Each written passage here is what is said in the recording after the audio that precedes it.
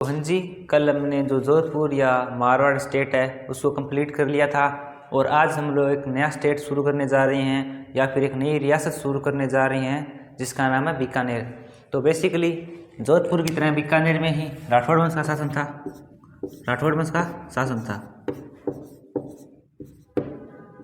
बीकानेर में राठौड़ वंश का शासन था और बीकानेर का प्राचीन नाम है जांगल प्रदेश।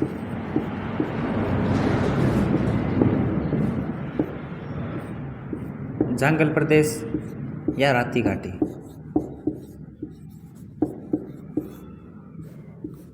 तो जांगल प्रदेश, इस जांगल का मतलब ये है कि वह क्षेत्र जहाँ मतलब पानी तो कम हो और वायु मतलब हवा ज़्यादा हो, उसे बोलते हैं जंगल, जिसे हम जंगल भी बोलते हैं। और जंगल से ये जंगल बन गया। और राती, इस राती का मतलब है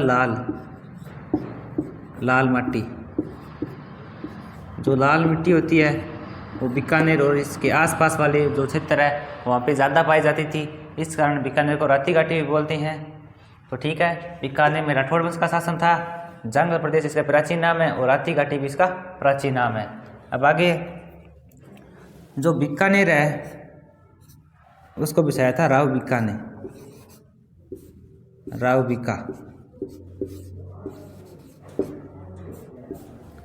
बीका शासनकाल 1465 से 1504। तो हुआ क्या था, एक बार राव जोधा का दरबार लगा हुआ था और वहाँ पे सभी जितने भी मंत्री हो गए, सामंत हो गए, राठौड़ी सरदार हो गए, सभी बैठे हुए थे। और वहीं पे राव बीका और उनके चाचा जी कांथल मतलब राव जोधा के भाई, और जो राव बीका है उसका छोटा भाई बिद्दा भी बैठा हुआ था। तो जो राव जोधा जी है वो एक कोई मतलब कि महत्वपूर्ण जानकारी दे रहे थे सभी को, लेकिन जो राव बीका है इनका उनकी तरफ ध्यान नहीं था। और राव बीका और इसके चाचा कांथल वो अपनी ही कोई बात कर रहे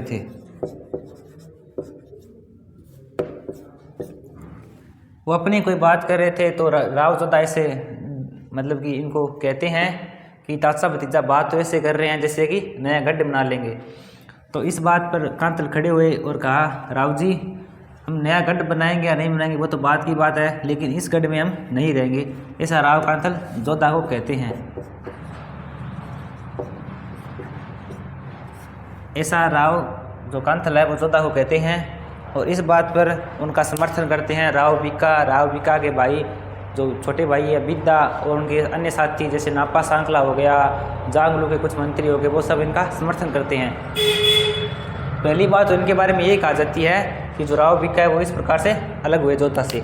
और दूसरी बात इनके बारे में ये है कि जो राव जोधा थे उनका एक प्रिय पुत्र था सातल। राव जोधा का प्रिय पुत्र था सातल और इस सातल को जोधा राजा बनाना चाहते थे। इस कारण बीका को कहा कि मैं अपने प्रिय पुत्र सातल को राजा बनाना चाहता हूँ, इस कारण तुम आगे मतलब अगले शासक तुम नहीं बनोगे, तुम्हारा छोटा भाई जो सातल है वो बनेगा। इसलिए राव बीका जोधपुर छोड़ के चले गए। दो कारण बताए जाते हैं। ठीक है, अब राव बीका जोधपुर से अलग हो गए। अब जोधपुर से अलग हो गए, इनके साथ में इनके चाचा जी कांथल है, छोटा भाई बिद्दा है, वो अन्य साथी जैसे नापा सांखला वो सब है। जब ये जोधपुर से आ रहे थे बीकानेर की तरफ, जो राव कांथल है वो कहते हैं कि मेरी बुआ जी मतलब कि करणी माता जी यहीं बीकानेर के पास में एक जगह है, देश लोग वहीं पे रहते हैं, उनसे मिल के आते हैं और उनका आशीर्वाद लेके आते हैं कि हम इस प्रकार से उनसे जोधपुर से अलग हो गए, हम अपना नया रियासत या फिर नया केंद्र बनाएंगे। तो जब राव कांथल बीका ये सभी करणी माता के पास जाते हैं, करणी माता के पास जाते हैं तो करणी माता इन्हें आशीर्वाद देती है और करणी माता कहती है, बीका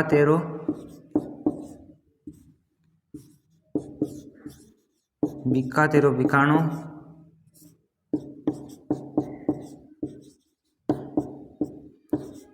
जोधा सु स्वायो बादसी।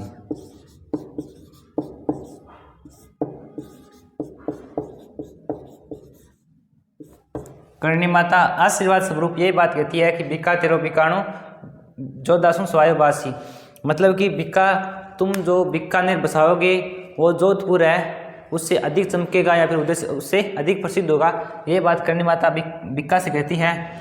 और बीका फिर 1488 में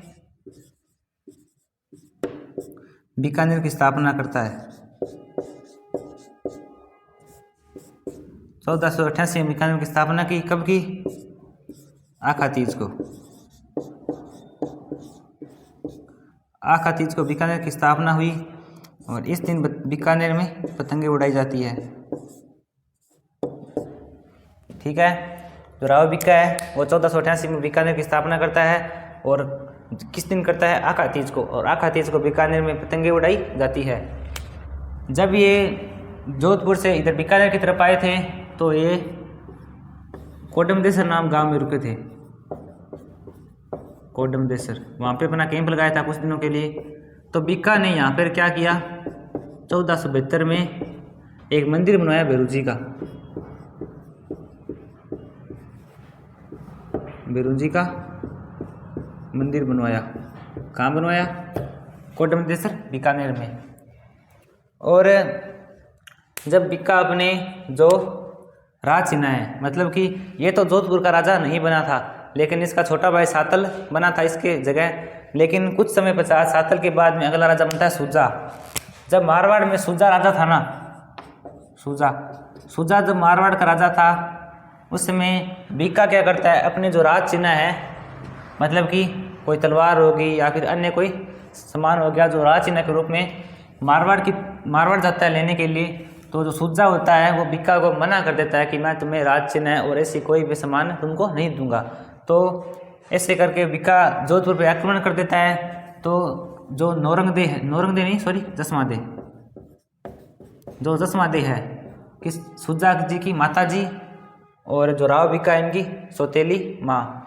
तो जो राव जसमादे है वह इस युद्ध को शांत करवाती है और जो राज चिन्ह है वो बीका को सूजा से वापस दिलवा देती है।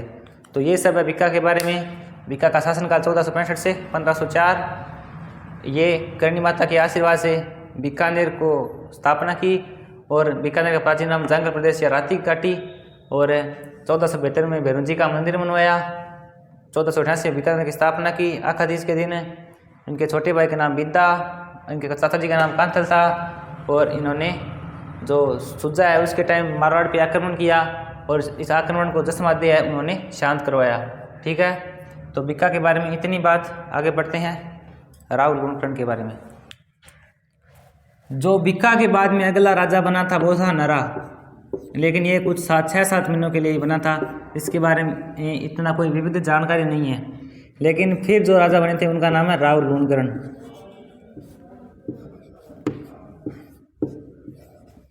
राव लूणकरण, जो राव लूणकरण है उनका शासनकाल था 1505 से लेके 26 तक। जो राव लूणकरण है वो जसनाथ जी, जो जसनाथ जी लोक संत है, जसनाथ जी लोक संत है, उनके आशीर्वाद से बीकानेर के राजा बने थे। आशीर्वाद से बीकानेर के राजा बने और इन्होंने लूणकरणसर झील का निर्माण करवाया। लूणकरणसर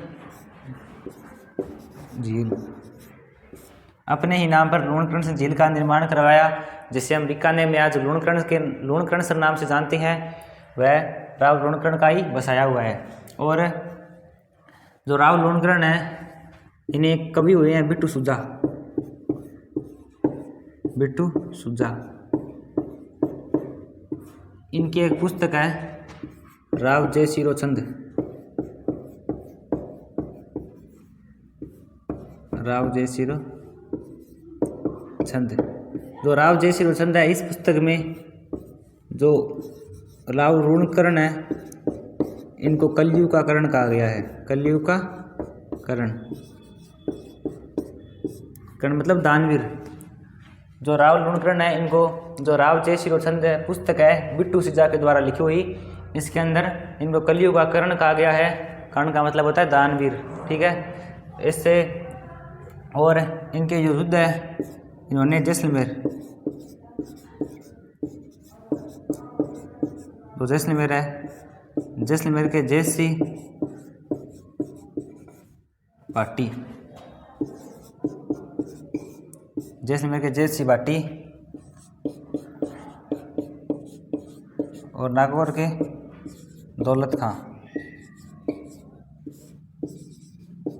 नागौर के दौलत खां इन दोनों को हराया था। और ये खुद 1526 की बात है, 1526 ईस्वी में ये खुद डोसी, जो कहाँ है, हरियाणा में, डोसी हरियाणा में, ये नारनौल के राजा अभिमीरा से हार जाते हैं। अभिमीरा, जो नारनौल के राजा है अभिमीरा, उनसे हार जाते हैं और इनकी वहीं पे मृत्यु हो जाती है।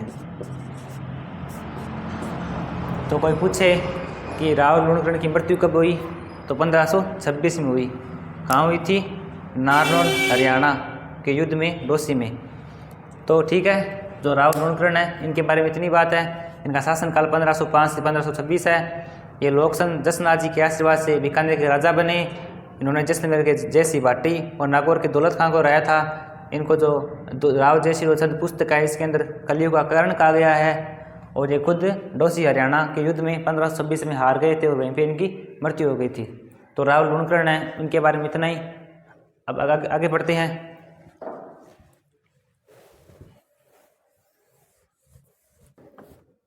आगे जो बीकानेर में राजा हुए उनका नाम है राव जयश्री। राव जयश्री शासनकाल 1526 से 1541। जो राव जयश्री है, इनके दरबारी विद्वान थे बिट्टू सुजा।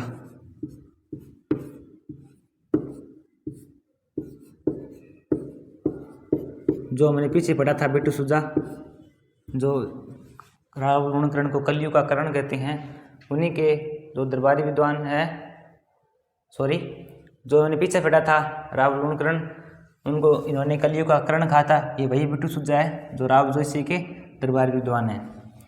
तो राव जयश्री है, मैंने जब आपको जो जोधपुर या मारवाड़ पढ़ाया था, उसके अंदर मालदेव, जिसने पाहेबा या साहेबा का युद्ध